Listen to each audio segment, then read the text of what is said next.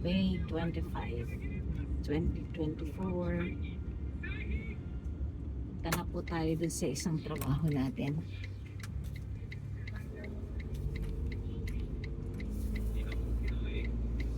Ito po yung trabaho na medyo gumagalaw. So, mas maganda po yung medyo gumagalaw yung katawan natin. It's cloudy outside and it's only 5 degrees. Malamig po siya ngayon. Kahapon, it was 8 degrees. Ngayon, 5 degrees na lang. Parang hindi ko pupunta ng summer. Natatandaan ko po ever since na napunta ako ng Japan, I've noticed na for every season that will change, uulan po. So ngayon, siguro mag-change na ulit. Going to summer na from spring, kaya umuulan ulit. And then from spring, summer to autumn, uulan na naman. And then from autumn to winter, uulan na naman. Yun po ang na-notice ko ever since na dumating ako dito. And that was almost 30 years ago. Yeah guys, maedad na po ang inyong lola. I will be 68 years old next month. But I'm still working. Pero alam mo guys, dito sa Japan, you can work until you're 75 years old as long as kaya mo pa. Doon sa lugar na pupuntahan ko ngayon, ang retirement age po is 75 years old. So kaya ko pang mag-work kung kakayanin, and sana I hope kakayanin pa.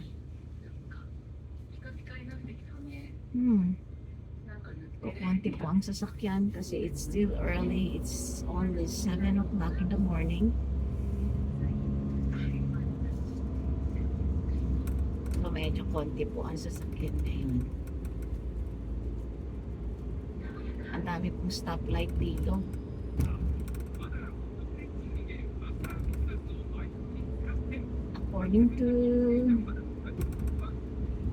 According po sa aking mga friends, nariringan po na this is the safest place to stay in Hokkaido. Dito po kami sa Kitami. It's located northeast of Japan. Malamig dito pag winter. Malamig. And pag summer naman, mainit. Sobrang init.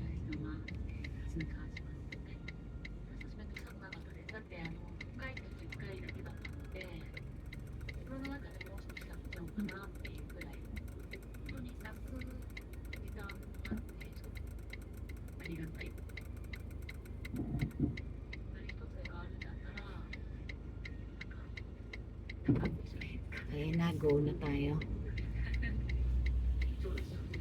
Hindi ko makita yung sa kabila kung may sasakyan ba or what. And meron nga.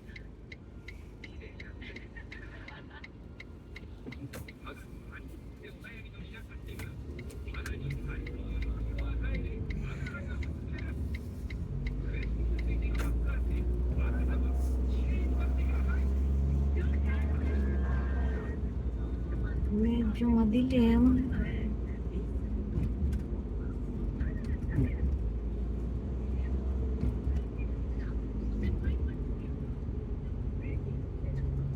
Alam nyo guys, ang speed limit lang dito is 40 kilometers per hour. At kailangan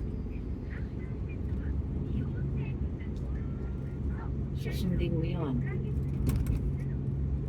Pag may nakasilip dyan na nagtatagong patrol car, huhulihin tayo.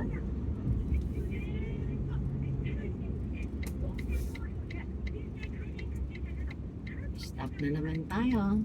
Another stoplight.